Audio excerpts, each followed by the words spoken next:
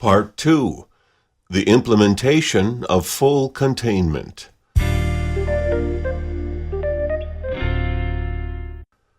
The transition of the de jure government to a corporate services entity that was later defined as a municipal corporation per the Clearfield Doctrine began with the first Civil Rights Act in 1866 that established the civil body within the federal jurisdiction and was locked into place with the Act of February 21, 1871, that established such a municipal government for the city of Washington, District of Columbia. For a full list of the key events of this period, see Part 13. The United States Incorporated was put into bankruptcy on March 9, 1933, also detailed in Part 13, after which a new system of legal construction was begun that was to be built over the following decades to bring about the creation of monetized debt and commercial systems within the context of what is discussed above and under a system of full military occupation, martial law. Law and equity became fused in the hybrid system centered within codified rules of civil procedures, so that the legal and judicial system morphed into a system to protect the interests of the ultimate holders of beneficial interests, the Federal Reserve and its private owners, against the pledged securities of the people, lands, properties, and the labor of the nation. This system is known as the Federal Rules of Civil Procedure, FRCP, the foundation of which established the fusion of law and equity as it had first been implemented by the Judicature Acts of England in 1873 and 1875. This is summed up in Rule Number 2 of the FRCP that states, "There is one form of action, the civil action." This clearly indicates that although law and equity are present in appearance, the system henceforth is about the containment of the population within the civil body in federal jurisdiction for the administration of the ongoing bankruptcy under martial authority and military occupation, and lacks the true substance, nature of law and equity. This was advanced with commensurate systems adopted in each of the newly created state of states, which were set up as corporate subdivisions of the United States, now to be managed as a debtor in possession in bankruptcy, with each successive level and layer, from state to county to city to municipality to individual franchise, all being subdivisions thereof. Each one of these has some form of codified system of civil procedure. Ultimately, they are all about one thing: the management of the monetized system of commercial paper that bonds each participant as a debtor facility. A very neat linguistic trick to confuse and misdirect the people is done by the definition of something called "in this state" and "in the state," and variations thereof in different states. It all seems innocent enough if one is dealing with a legal issue in California and sees those phrases. It would be simple enough to assume that meant one was within the proper state of California. But California State is not the same as State of California, nor is either of them the same as all caps State of California. When one is operating within the civil containment field of the latter and comes across the phrases quoted above, one is actually within the civil containment field of federal jurisdiction as herein described. To confirm this, we find at California Revenue and Taxation Code Section 6017 that "in this state" and "in the state" means within the exterior limits of the state of California and includes all territory within these limits owned by or ceded to the United States of America. This effectively means if one, for purposes of revenue and taxation, proceeds "in this state," they are actually doing so within federal territory under territorial jurisdiction of the United States of America, aka the United States. And don't forget, everything is about revenue and taxation, which we understand once we look at the word revenue as to revenue, as in change venue from one jurisdiction to another jurisdiction. It is all about wordplay and smoke and mirrors. To add to the complexity of it all, we also have to understand that starting in the Civil War and post-war period, along with the creation of the corporate overlay, we have the parallel track of creating a system of military occupation of conquered territory and people. The defeated southern states were never allowed to return to the Union as free states. They were placed in the position of martial law districts overseen by the military conqueror, the United States, accomplished by the Reconstruction Acts starting in 1867. Something referred to as the Lieber Code was issued during the Civil War in 1863 to establish the military rules for war on land and how conquered territories were to be managed and controlled. The Lieber Code then morphed into the 20th century equivalent on an international level through successive phases and treaties issued through conventions at The Hague that defined who were enemy combatants, belligerents, and other rules for militarily occupied territories and people. A belligerent was defined in one such treaty in 1899 as one who took up arms to defend against an invading force on the land, as that treaty had to do with rules of war on land. This is a very key point to understand, as this will progressively be hidden in plain sight when we come to the understanding of what exactly is a man or woman who engages in commercial activities upon the field of battle known as commerce.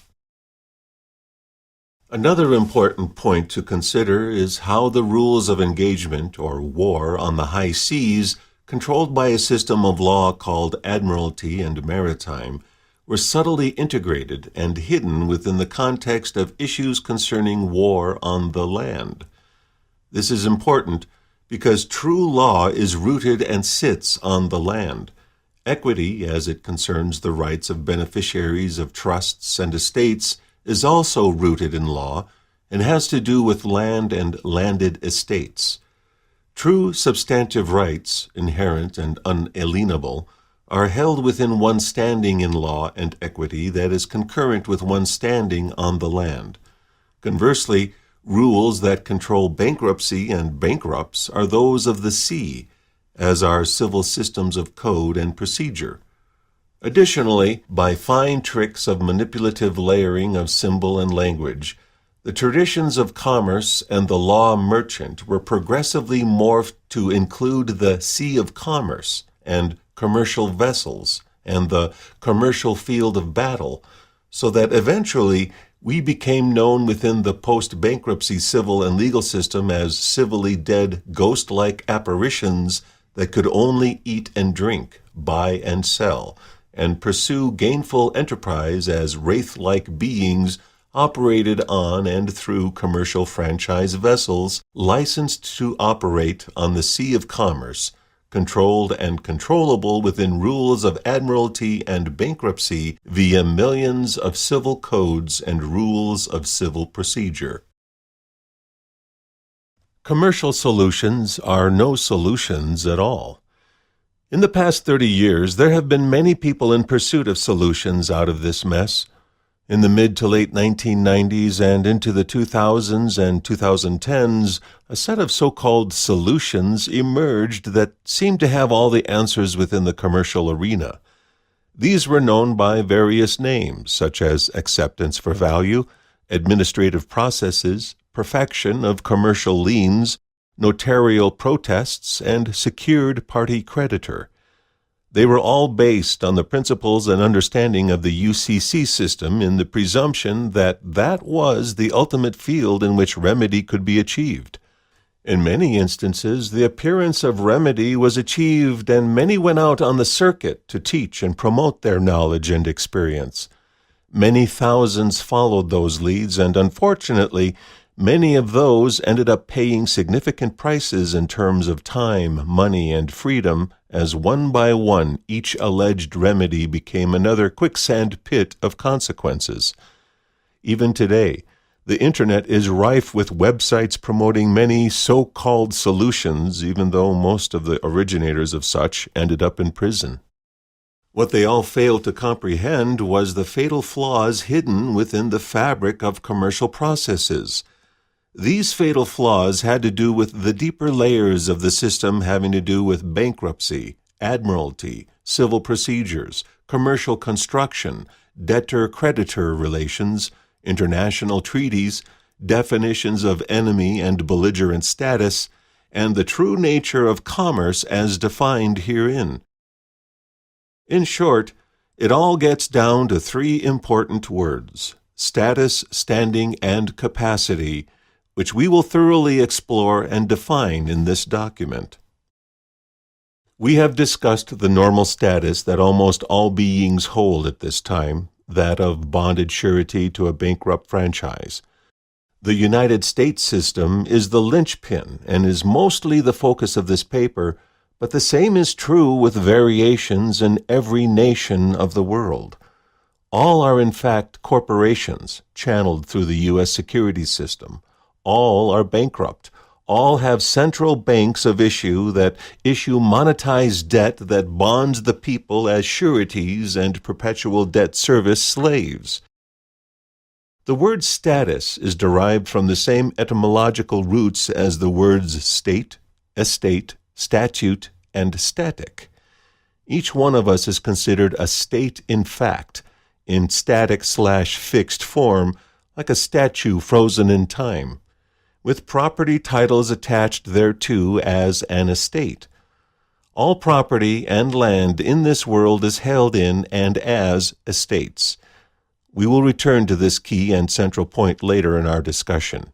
For now, just understand that we all have a status that defines the elements of the estate associated thereto, and in most cases, our status is that of a bonded surety to a bankrupt franchise. In that status, the estate is known as a decedent, which is literally defined as one who is dying. If one looks in a modern dictionary, a decedent is generally regarded as one who has died, but the original definition remains as one who is dying. Thus, it is always important to not simply accept how a term is generally used or defined.